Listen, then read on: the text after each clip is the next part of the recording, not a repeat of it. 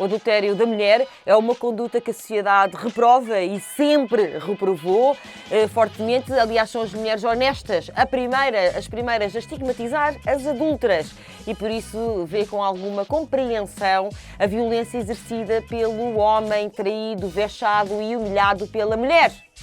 Ora, uma mulher que comete adultério é uma pessoa falsa, hipócrita, desonesta, desleal, fútil e imoral. Enfim, carece de probidade moral, não surpreende que recorra ao embuste, à farsa e à mentira para esconder a sua deslealdade.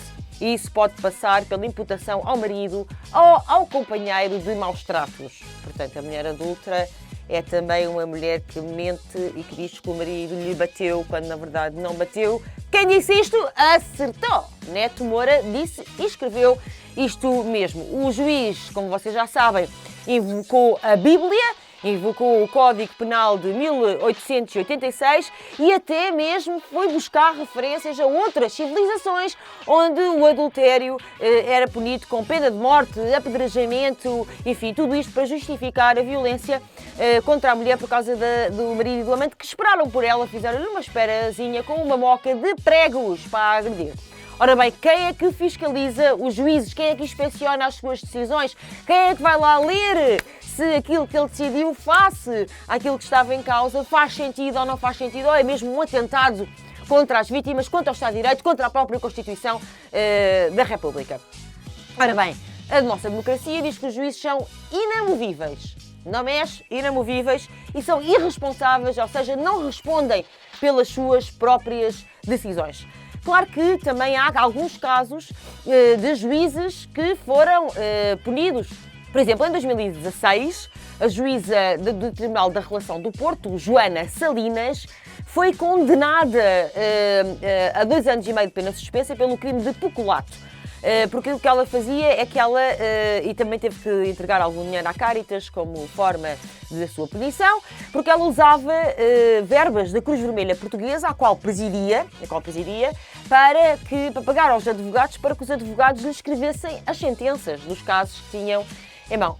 O Conselho Superior de Magistratura decidiu pela sua demissão. Muito bem, parece-me um caso bastante certo. Em Santa Maria da Feira, por exemplo, um juiz teve um acidente de carro, o juiz António Alberto Pinho teve um acidente de carro e depois da colisão o senhor decidiu agredir a outra senhora do outro carro que tentava chamar a GNR e também o marido da própria senhora. Enfim, tudo isto levantou muitos problemas. Parece que o juiz muitas vezes ia para o tribunal alcoolizado, sob efeito de medicamentos. Ele próprio dizia sobre si mesmo que era meio passado dos carretos. Finalmente, anos envolvidos, este juiz foi aposentado compulsivamente. Ora bem, mas realmente casos destes, quando houve efetivamente uma decisão, são poucos. Vamos falar de outros casos onde aconteceu exatamente o contrário e que, se calhar, deixa alguma perplexidade à opinião pública. Por exemplo, o caso Patuleia, nos anos 90, a juíza, é conhecido como caso Patuleia, porque esse era o nome do advogado, a juíza Fátima Galante, que é uma juíza que vocês agora já ouviram falar outra vez, mais recentemente, porque ela é casada com o juiz Rui Rangel, que foi agora suspenso, porque ela e o marido, o juiz Rui Rangel, estão acusados num outro caso. Ora bem, dizia-vos eu que então nos anos 90 esta juíza, a Fátima Galante, já tinha sido acusada de corrupção porque supostamente havia um tal advogado Patuleia que lhe pagava para trazer-lhe dinheiro dos seus clientes para ela fazer as decisões judiciais supostamente de acordo com o que então esses clientes queriam. Mas esse advogado, o Hernando Patuleia, foi de facto julgado e condenado por tentativa de corrupção, mas essa juíza dos Tribunais Cíveis de Lisboa, foi ilibada mesmo antes de ser julgada. A senhora à época admitiu ter almoçado várias vezes com o advogado, mas garantiu que não sabia de maquias de 15 mil euros e etc.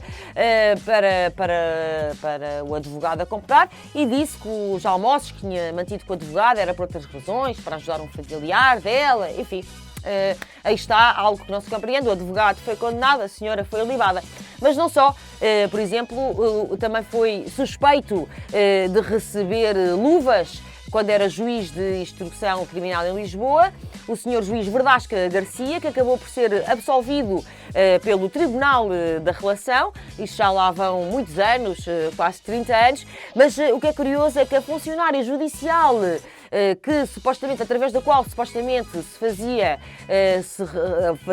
operacionalizava ocorria este processo de luvas, ela sim foi condenada, enfim, lá está o peixe miúdo. Ou seja, há alguns casos, efetivamente, onde os juízes parecem terem que responder por crimes e pelas suas decisões também, mas há muitos outros casos onde isso não acontece. Ora bem, a gestão da carreira, a classificação e a própria disciplina dos juízes está atribuída aos Conselhos Superiores de Magistratura e aos Tribunais Administrativos e Fiscais, que são órgãos administrativos, e com uma maioria de membros que é designada pelo Presidente da República e pelo Parlamento. Nós temos um sistema de fiscalização que está instituído, quer para a magistratura judicial, quer para a magistratura do Ministério Público. Exato.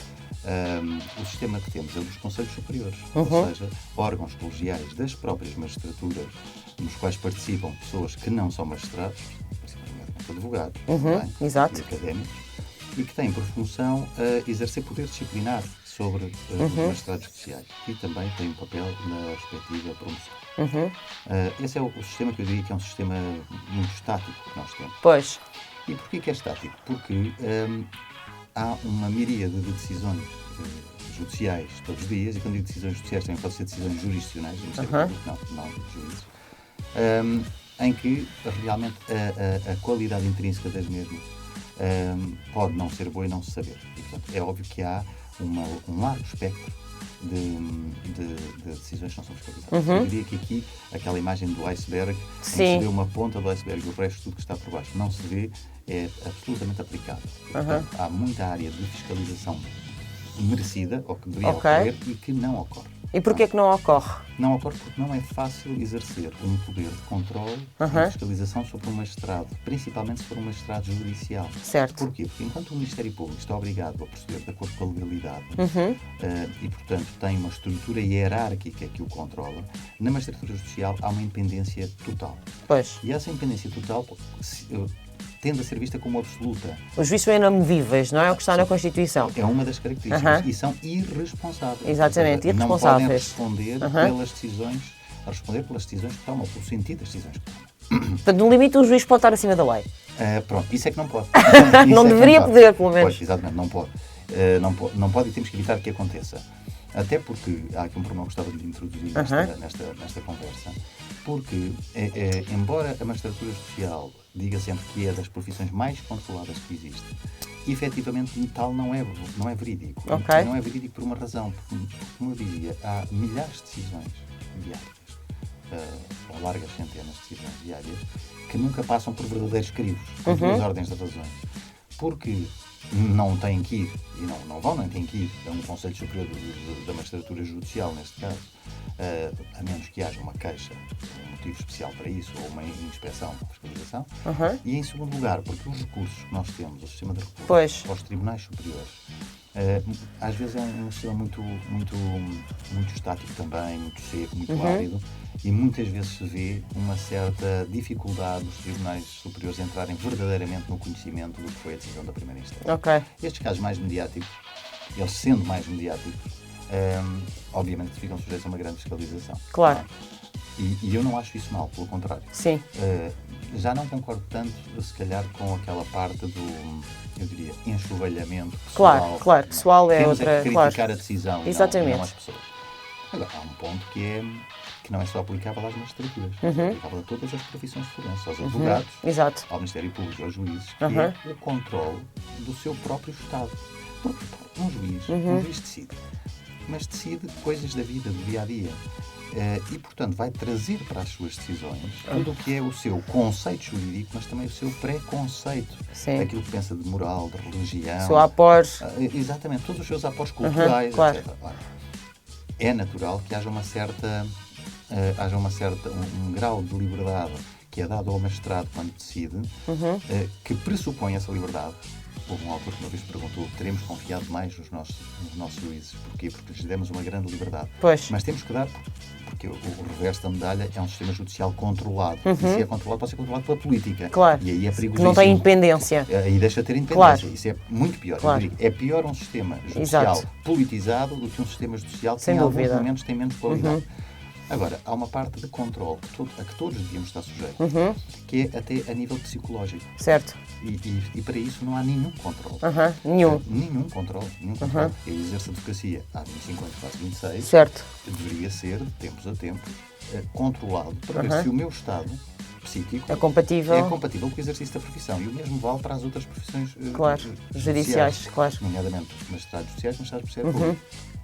Porque, repare, embora hoje não tenhamos a pena de morte, nós temos penas que são penas pesadas e temos as questões patrimoniais da vida das pessoas. Evidente. E, portanto, temos que as entregar a pessoas que saibamos que estão suficientemente São bem. decisões muito importantes. Muito importantes. Temos que garantir que há de facto, algo que nos proteja Com qualidade. Exatamente. E repare, imagino o seguinte: nós quando temos uma dor de garganta sentimos. Nós quando temos uma dor de estômago sentimos. Se tivermos um braço operado, sentimos que não podemos mexer. Mas se nós tivermos uma pessoa com um problema psicológico ou mesmo psiquiátrico, muitas vezes não é detectável a olho nu.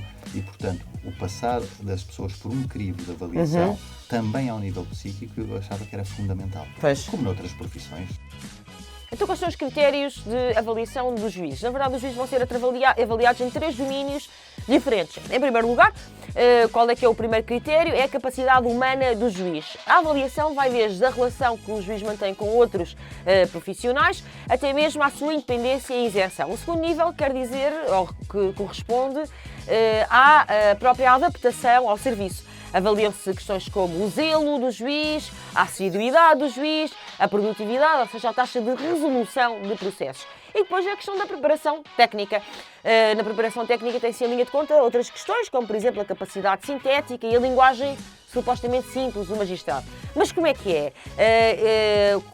Quem é que vai ver o grosso das 4 em 4 anos, com certeza não apanha todas as decisões judiciais, nem pouco mais ou menos.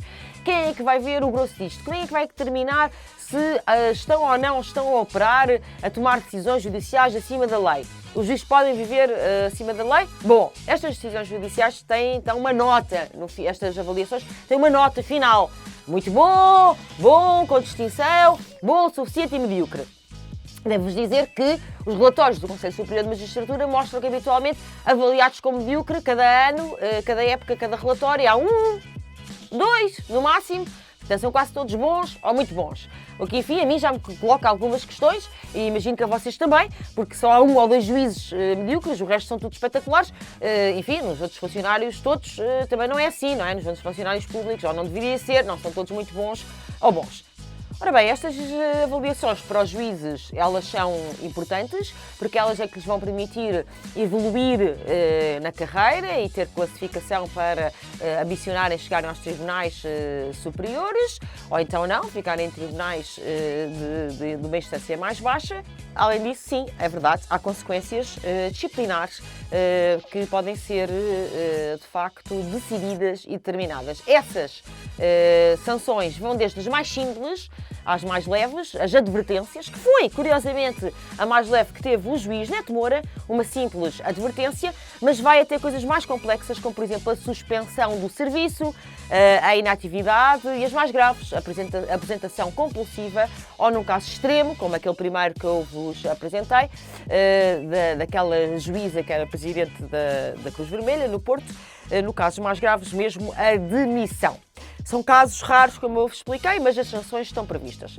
Como o caso Neto Moura ilustra bem, este órgão, o Conselho Superior de Magistratura, é um órgão, sobretudo, de natureza administrativa e, portanto, se calhar tem dificuldades em avaliar aquilo que são a própria natureza jurídica da sua decisão judicial, que, neste caso, usou uma argumentação, como vocês sabem, completamente retrógrada e atentatória daquilo que são os direitos humanos mais elementares, os direitos humanos mais essenciais e que estão, de resto, constitucionalmente e internacionalmente protegidos e internacionalmente consagrados. Isto é a ponta do iceberg, porque na verdade depois já há uma míria de outras, não, um rol imenso de decisões que não são fiscalizadas. Claro. Olha o dia a dia, basta qualquer advogado ou qualquer pessoa que vá assistir a julgamentos. Certo. Há decisões que nem sequer são acórdãos, nem sentenças, são despachos. Pois. Num momento que realmente muitas vezes se vê que não têm qualidade técnica ou jurídica, têm problemas técnico-jurídicos e que até são insindicáveis, não há outra maneira de dizer isto. Não são suscetíveis de ser fiscalizados. Não é? Pois. A própria lei pressupõe que há decisões que são decisões de expediente que não merecem ser fiscalizadas. Não é verídico, porque às vezes em pequenas decisões, no âmbito de um julgamento, podem fazer imensa diferença na apreciação da prova final, por exemplo. Não é? E, portanto, eu não concordo de todo que o sistema seja blindado e à prova de bala, porque não é. Por isso mesmo, sendo um órgão administrativo, o Conselho Superior de Magistratura, tendo em conta a relevância e a importância das decisões que tomam os juízes e que interferem com a nossa vida, que, enfim, podem mudar o curso dos nossos eventos e da nossa existência para sempre, a questão é que, se efetivamente não devia ser então, e considerando até o magno princípio da separação de poderes, de facto, os juízes têm que ter um poder independente, porque senão, se for politizado, de facto é muito grave. A questão que se coloca, e que o Neto Moura também levanta, é se não devia ser um tribunal, se não devia haver um tribunal e não propriamente um órgão administrativo a controlar as decisões dos juízes, a aplicar as devidas penas e sanções quando eles parece que vivem acima da lei, como foi o caso do juiz Neto Moura, mas claramente não foi o único. Não haver critério nenhum e, ao fim e ao cabo, cada um fazer como quiser e publicar os acordos que lhe apetecer, mas porquê? Assim mantém o trabalho em segredo? Porquê é que não há transparência? Não é uma decisão do próprio. Pois. Há sempre grupos coletivos que decidem quais são os acórdãos que escolhem quais são os mais interessantes para ser publicados, mas na perspectiva do interesse. O que poderá interessar aos advogados para saber sobre esta matéria? E escolhem 3 ou 4 acórdãos, 5 ou 4 acórdãos, que podem calhar ao juiz A, ao juiz B, ou ser do juiz A, juiz B, juiz C. Realmente, o que evoluiu desde os últimos 20 anos mereceria uma solução totalmente diferente. Não acha? Claro, aliás, os métodos tecnológicos... Tenho razão para ficar estupefacto ou não? Estupefacto é o mais possível. Eu não sabia disso. Mas eu acrescento um problema. É que realmente existem plataformas que disponibilizam a maior parte da jurisprudência, quer da DGSI, quer mesmo da Procuradoria-Geral Distrital de Lisboa, que tem um grande acervo de jurisprudência e de legislação. Depois, o que funciona bastante mal, diria eu, são os motores de busca, os mecanismos de pesquisa por termos. Mas, que também podia melhorar, se calhar, não é? Imenso. Aliás, todos os acórdãos, numa lógica de transparência que há da administração, também estamos a falar da administração de justiça. Portanto, se há administração de justiça, todas as decisões finais deviam ser tornadas públicas, porque as finais são sempre públicas, exceto o que digam respeito à vida íntima. Sim, mas pode-se tirar os nomes das pessoas, manter o anonimato e a confidencialidade.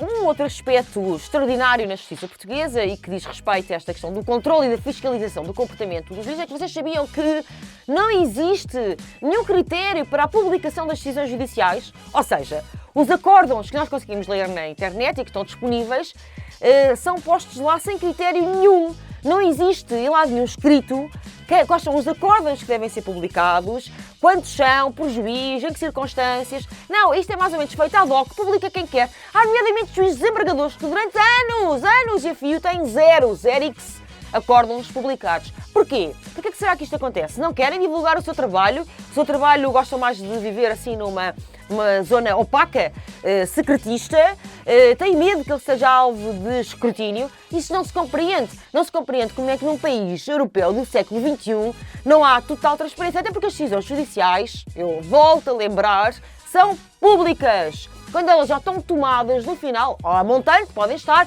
ao abrigo do sigilo do segredo de justiça, etc. Mas no fim, quando elas são tomadas, elas são públicas. Todos nós temos o direito de saber exatamente que decisões, em que termos é que elas foram determinadas e ter acesso aos acórdãos, coisa que não acontece. Ora, isto interfere sobremaneira porque nós não conseguimos ter acesso a informações básicas, a estatísticas elementares, a dados de facto essenciais para podermos discutir se os juízes estão ou não a aplicar devidamente a lei. Porque se não há números, se não há estatísticas, se não há elementos, se não há dados, como é que nós sabemos se Neto Moura é uma ovelha negra ou se todo o rebanho está infectado? Não sabemos, na verdade. Precisamos ter esses dados. Realmente, com o apoio, com os meios informáticos que existem hoje em dia, com toda a tecnologia disponível, é absolutamente incompreensível como é que os acórdãos são publicados quando lhes apetece, no dia que lhes apetece, se lhes apetece. Para cada causa, há decisões judiciais em todos os sentidos. Para todos os gostos. Exatamente. Isso mostra uma coisa muito preocupante do nosso sistema, que não deveria ser. Não deveria ser. Repare, o sistema anglo-saxónico tem aquele sistema do precedente em que os tribunais devem seguir a decisão anterior e para se afastarem tem que justificar. Nós, e bem, historicamente, não seguimos a decisão do Presidente para garantir a liberdade do juiz de adaptar a decisão ao caso concreto. Máxima liberdade, Máxima liberdade e uma confiança no juiz, na pessoa do juiz. Não esqueça que muitos juízes julgam sozinhos, não há coletivo. E são pessoas. É julgamento sozinho. Não são deuses. Essa era a minha frase final, até seria essa, mas é isso mesmo. Desculpe, não, é que são mesmo pessoas, não é? Cada um de nós é uma pessoa e todos os nossos problemas são manifestados na nossa vida e depois sem dúvida. No nosso trabalho. Mas estava-lhe a dizer, o não termos um sistema de precedente, que até é bom, não pode levar a uma situação tal em que, sobre o mesmo tema, nós tenhamos 3 decisões de sentidos diversos de 3 tribunais de avaliação diferentes. E diria assim, isso não há problema, porque depois recorre para o Supremo e o Supremo uniformiza a jurisprudência. Eu acho que a uniformização da jurisprudência pelo Supremo, quando foi criada como o último argumento para resolver questões muito específicas em que há desacordo. Não para isto. Não para estas situações eu diria absoluto erratismo sobre qual deve ser a interpretação a dar uma norma. Isso é que me parece que não deve ser.